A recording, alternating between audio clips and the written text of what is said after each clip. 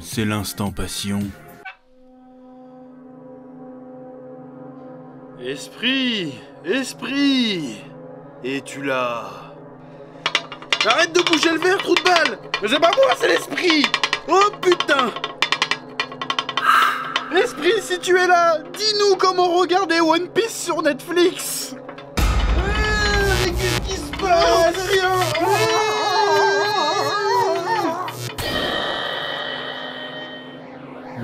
Je suis le CyberGhost et j'ai la solution. CyberGhost VPN est le leader mondial dans l'industrie de la sécurité et de la confidentialité avec plus de 38 millions d'utilisateurs et l'un des VPN les plus recommandés sur Trustpilot. Un réseau privé virtuel, VPN, masque votre adresse IP, chiffre vos données et redirige l'intégralité de votre trafic internet via un tunnel VPN sécurisé. Ce VPN va vous permettre de débloquer le contenu de plus de 35 plateformes de streaming, où que vous soyez dans le monde. Netflix, Disney+, Amazon Prime et bien d'autres. Ça vous permettra de regarder les animés dispo sur Netflix Japon comme One Piece et toutes les saisons de Naruto, ainsi qu'un accès intégral au catalogue Crunchyroll. Génial! Surfez en ligne sans la moindre restriction et nous vous garantissons la totale confidentialité de vos données. CyberGhost VPN, c'est plus de 7000 serveurs dans 90 pays différents. Mais c'est incroyable! Le VPN offre une interface conviviale, simple à prendre en main, et est compatible avec toutes les interfaces, Windows, Mac, iOS, Android, Smart TV et même les consoles de jeux. Et votre abonnement est utilisable sur 7 appareils différents en simultané. Vous pouvez souscrire à un abonnement CyberGhost VPN sans risque, avec notre garantie 45 jours, satisfait ou remboursé. Et la présence en ligne de nos équipes support 24 h sur 24, 7 jours sur 7 en 4 langues, dont le français. En utilisant le lien dans la description, vous obtiendrez une réduction de moins 85% sur CyberGhost VPN, soit 1,84 € par mois, ainsi que 4 mois gratuits. Que la passion vous guide. C'était pas le fantôme le plus chelou qu'on ait jamais vu? Ouais, ça va, il était quand même plus drôle que le fantôme de Johnny. Trop bien!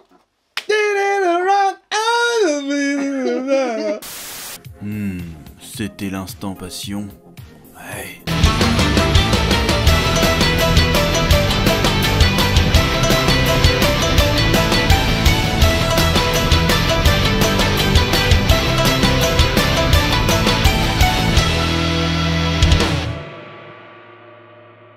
Salutations tête de nage, je suis le chef et aujourd'hui on se retrouve pour faire une petite revue, un petit bilan de la saison 2 de Demon Slayer.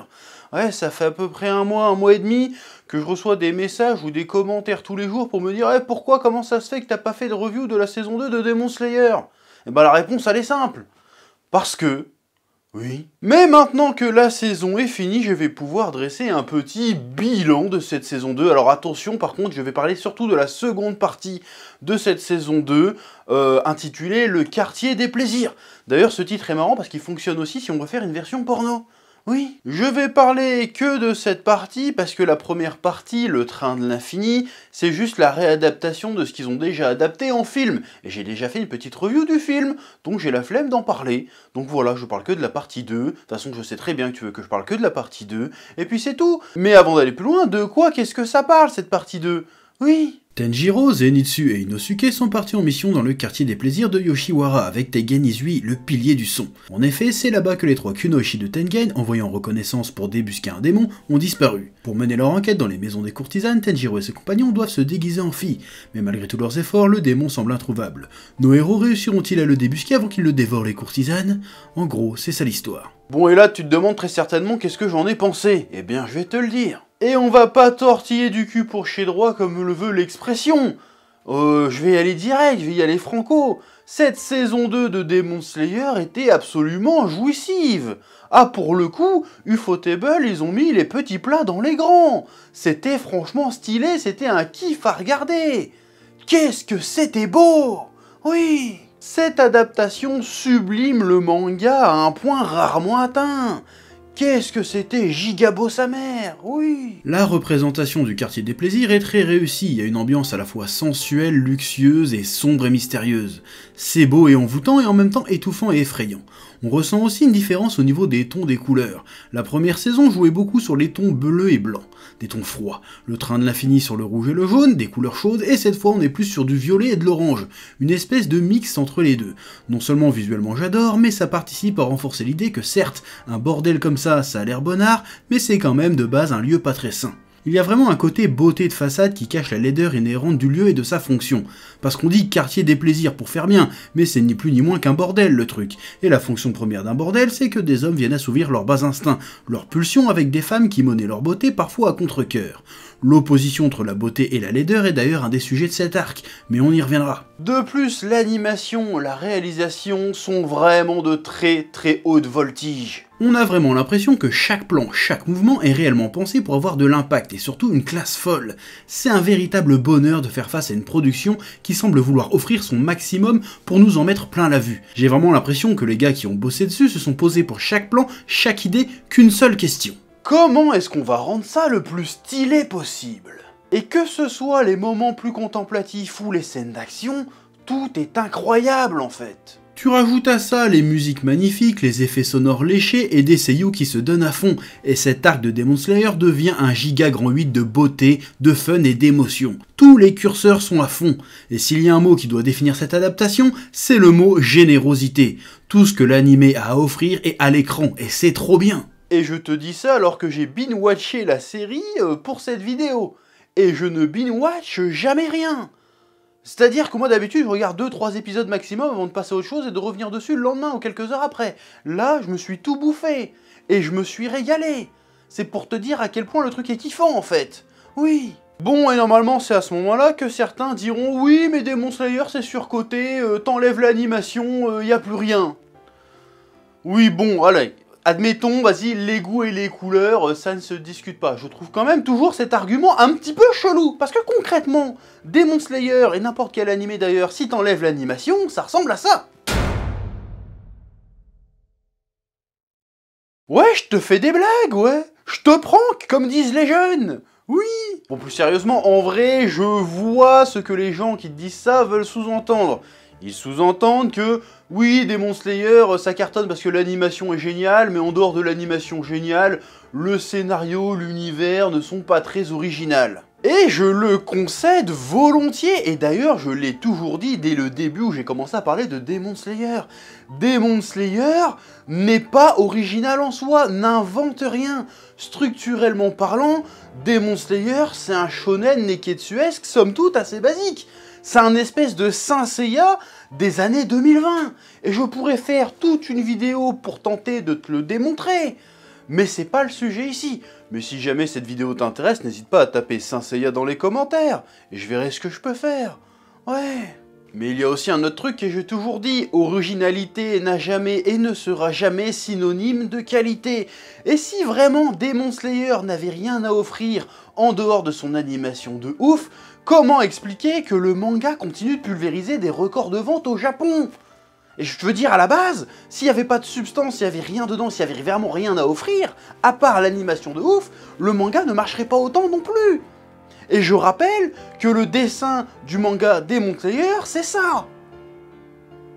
On n'est pas sur du Murata, hein? Ouais. Demon Slayer doit son succès en grande partie à son animation, admettons. Mais une réalisation, une animation, une mise en scène n'est vraiment réussie que si elle parvient à transmettre quelque chose.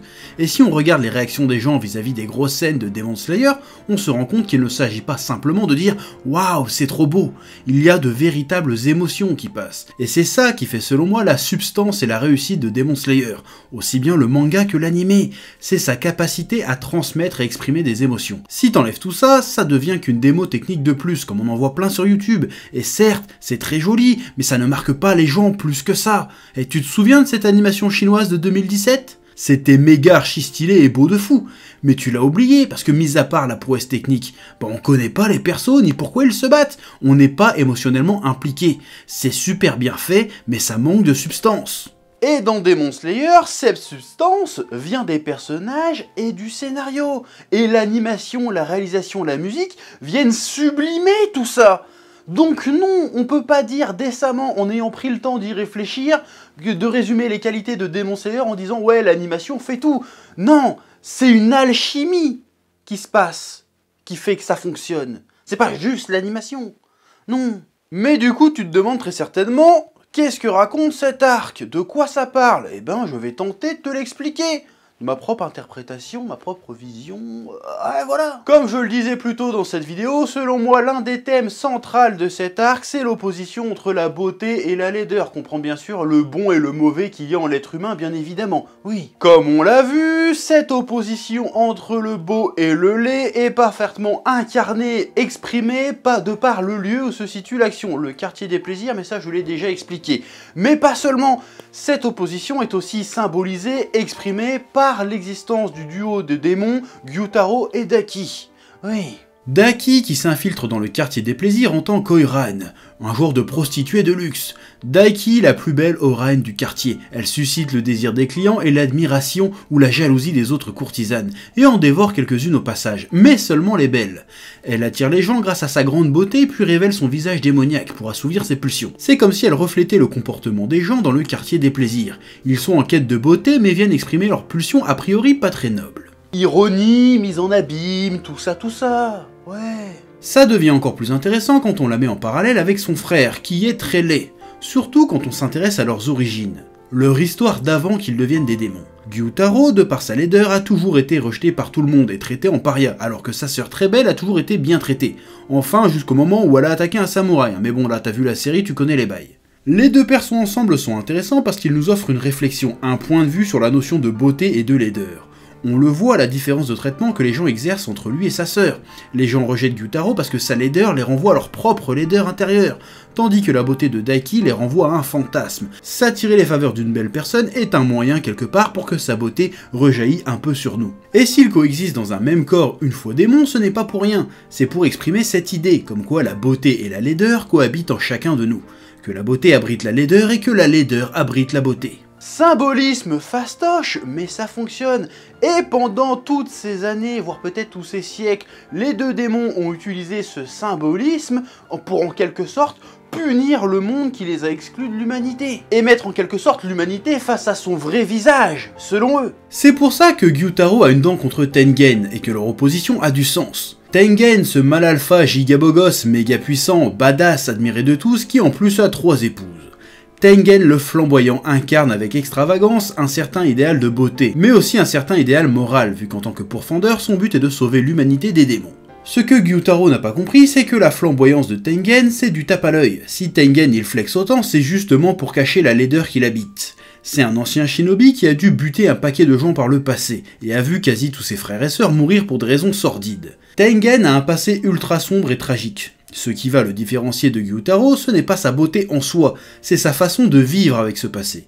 Gyutaro a choisi d'entretenir encore plus sa laideur pour envoyer cette laideur au monde, alors que Tengen a choisi de faire l'inverse, vivre en étant le plus étincelant, brillant et beau gosse possible, pour que le monde autour de lui soit plus beau. Il aurait pu se contenter d'arrêter d'être un ninja, mais il a choisi de devenir pourfendeur. Tengen souhaite aimer la vie quitte à en mourir, alors que Gyutaro déteste la vie mais s'y accroche à tout prix.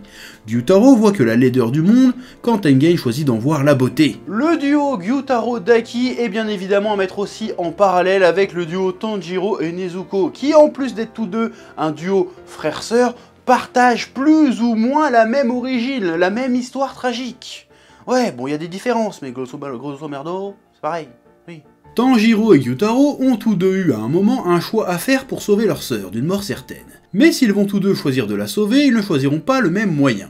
Gyutaro va devenir un démon et Tanjiro choisit de trouver un moyen de rendre sa sœur humaine. Au-delà des deux situations qui sont quand même bien différentes, si Gyutaro et Tanjiro ont fait ces choix, c'est parce qu'ils ont une vision du monde et de l'humanité diamétralement opposée. Gyutaro en veut au monde et à l'humanité, la trouve laide et donc la renie et souhaite la détruire, alors que Tanjiro choisit d'en voir la beauté et veut la préserver. On reste dans cette thématique beauté-laideur, oui. À la fin du combat, une fois les démons vaincus et vivant leur dernier instant, Tanjiro fera une nouvelle fois preuve de compassion et de compréhension et leur permettra d'être sincères l'un envers l'autre, de se pardonner l'un et l'autre, d'accepter la beauté et la laideur en eux et de se retrouver vraiment comme ils étaient enfants. C'est beau. Suite à ça, Tengen décidera de prendre sa retraite et de finir ses jours paisiblement avec ses 3 femmes. Et il va en passer du bon temps le saligo là, hein. Pardon, je m'égare. Excusez-moi. Si Tengen prend sa retraite, ce n'est pas parce qu'il a perdu une main et un œil dans la baston, non, c'est parce qu'en éliminant une lune supérieure, il a rendu un peu de sa beauté au monde, il a accompli son objectif et peut se retirer. Et ça, c'est beau, oui. Bon, ça c'était pour ce que selon moi l'arc raconte. Alors j'ai pas été dans tous les détails, sinon la vidéo va durer 1 heure, mais en vrai, c'est le truc que je trouve le plus intéressant de l'arc. Et comme on vient de le voir, il y avait des trucs à dire quand même, ça raconte quand même quelque chose. Ceci étant dit, on pourrait quand même faire quelques reproches raisonnables à cette seconde saison.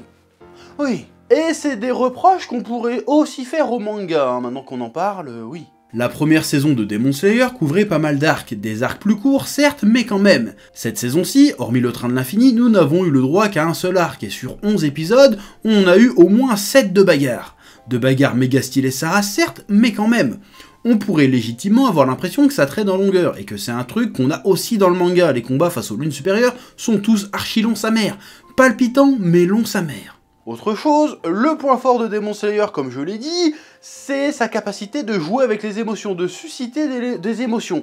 Mais ce faisant, je trouve que ça se permet quand même de temps en temps quelques facilités un petit peu relou à la longue. Inosuke qui se fait planter en plein cœur mais qui survit parce qu'il est tellement souple qu'il a déplacé ses organes pour éviter la lame. Sérieusement? C'est tout l'excuse que t'as trouvé pour pas qu'il crève? Il a déplacé ses organes? Zenitsu qui se retrouve endormi quasiment tout l'arc. Alors je ne me souviens plus si c'est expliqué dans le manga à un moment pourquoi il devient badass que lorsqu'il dort, mais c'est quand même sacrément ridicule, et je vois pas l'intérêt du délire sur le long terme. Et enfin, Tanjiro, qui est littéralement increvable. Alors je comprends que ça fasse partie du perso de ne jamais baisser les bras, mais si on l'écoute, il est à bout de force à chaque épisode, mais parvient on ne sait comment à toujours trouver des ressources pour continuer à se battre. Le scénarium commence à se sentir par moments. Et le coup du fantôme de sa famille crevée qui vient le hanter pour le motiver, ça va 5 minutes aussi, quoi. Ouais, le Tanjiro, il a une bonne grosse armure en scénarium, hein. Et en plus, il est increvable. Et en plus, il est visité par des fantômes qui viennent le motiver. Et tu sais qui d'autre a une putain d'armure, et increvable, et est visité par des fantômes qui viennent le motiver? Seiya dans Saint Seiya, ma gueule. Ça, c'est une preuve, déjà, ça. Tu vois, je dis pas de la merde. Tout est lié. Oui. Pardon, je m'égare de nouveau. Oui. Bref, cette seconde saison de Demon Slayer est une incroyable réussite sur tous les plans en réalité. Le visuel est insane, l'émotion est au rendez-vous, et du coup, même si c'est pas ta tasse de thé, tu peux pas décemment dire, avec du recul, en ayant bien réfléchi dessus, que ça a volé son succès. C'est pas possible. Personnellement, je me suis régalé du début à la fin avec cette saison. Même la partie train de l'infini, j'ai kiffé en réalité. C'était méga cool. Et pour avoir lu le manga, je tiens à te dire ceci. S'ils adaptent les prochains arcs avec la même générosité et la même passion qu'ils ont fait les 2 premières saisons, et particulièrement cette saison-là, je tiens à te le dire, nous ne sommes pas prêts. Ça promet d'être absolument incroyable, aussi bien visuellement qu'émotionnellement que tout. Oui, on like et on s'abonne, et que la passion te guide. Ouais.